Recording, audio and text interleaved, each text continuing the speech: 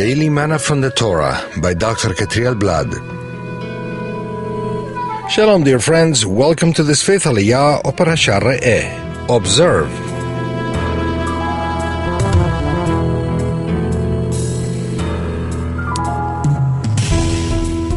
We find this Aliyah in Deuteronomy chapter 14, verses 22 through 29. Today we'll be covering verses 28 and 29. They read as follows. At the end of every 3 years, you shall bring out all the tithe of your produce in the same year and lay it up within your towns. And the Levite, because he has no portion or inheritance with you, and the sojourner, the fatherless, and the widow who are within your towns, shall come and eat and be filled, that the Lord your God may bless you in all the work of your hands that you do. What is the outcome of tithing? There are two types of tithes in the Torah, the first and the second. Together they add up 19% of the total income of crop produce. The first tithe is the one delivered entirely to the Levites, and the second one could be eaten in Jerusalem during the first, second, fourth, and fifth years of the weekly year cycle. The year is counted from Rosh Hashanah to Rosh Hashanah. During the third and sixth year, the second tithe was given to the needy in every city. That tithe is then called the tithe of the poor. The seventh year is a sabbatical year, that when the tithe of crop produce can be given away because everything that grew on the fields was for everyone. Nowadays, the first tithe can't be given to the Levites because they are not serving in the temple. Also, not everyone in Israel lives off of agriculture. Instead of that, the first tithe of all income in or out of Israel can be delivered to further the study of the Scriptures.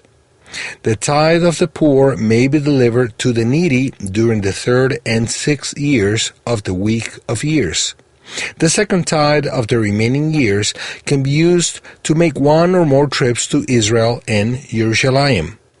The Torah gives a special promise to those who deliver the tithe faithfully, which is that the Eternal is going to bless them in all the work of their hands.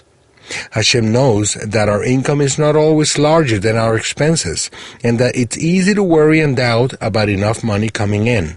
That's why He has given a special blessing to the one who is faithful in the giving of the tithe.